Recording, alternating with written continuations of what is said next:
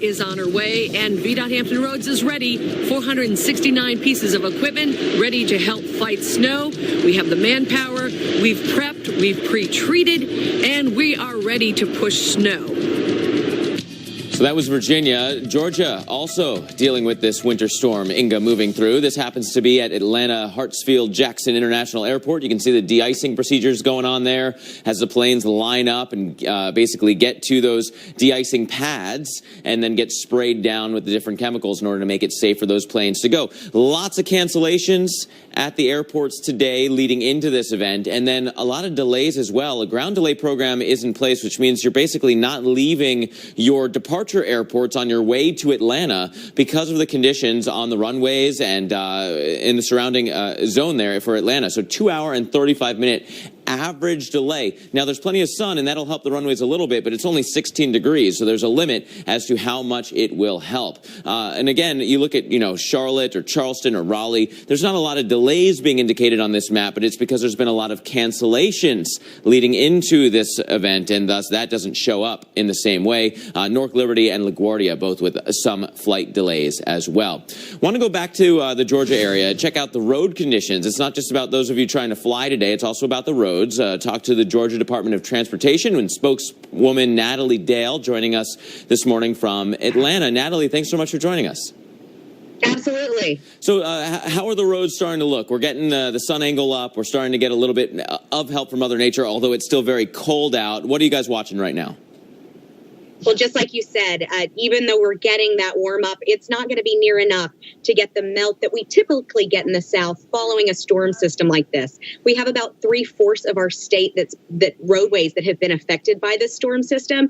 So we're just very busy out there today, continuing to treat, retreat, do it again, and we'll continue to be doing it well into tomorrow. Give your answers to the naysayers that are out there saying, hey, I tried to go out on the roads. It looked like there was no salt and no sand and no nothing. What are you guys doing out there? Well, we wish they would have stayed home and off the roads, but it's important to know what pre-treatment and treatment does and what it doesn't do. So pre-treatment gives us that layer of defense against the storm.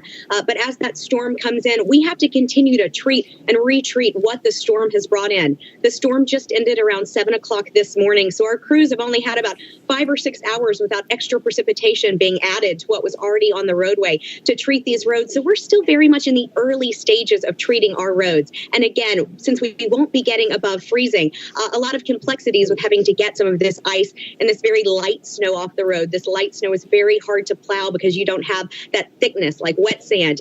Instead, it's like plowing sawdust. So a very different situation. Every storm we've seen this year is different. It's brought us different challenges. But again, we're in the very early stages of treating our roads, and we'll be at that all day long and into tomorrow. Yeah, also very windy out there. So a plow goes by and then the snow kind of fills back in behind the plow because of the light nature of this. But let's talk about, say, the eastern part of the state where it's still snowing. Is that the most troublesome spot for you right now?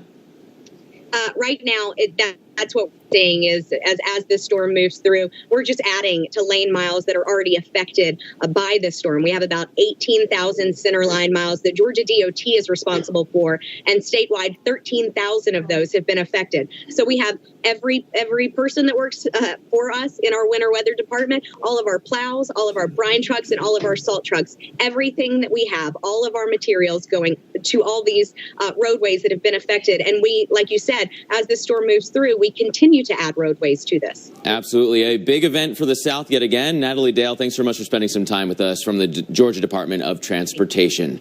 Coming up, we're going to show you how much of a hassle Inga has been causing on other highways, because we're going to check out the storm's track and the dangerous cold that's coming through, plus the latest on the next storm system. Yeah, no rest for the weary around here. Where will the next low go, and how much snow could come from that one? All the details in your winter weather update.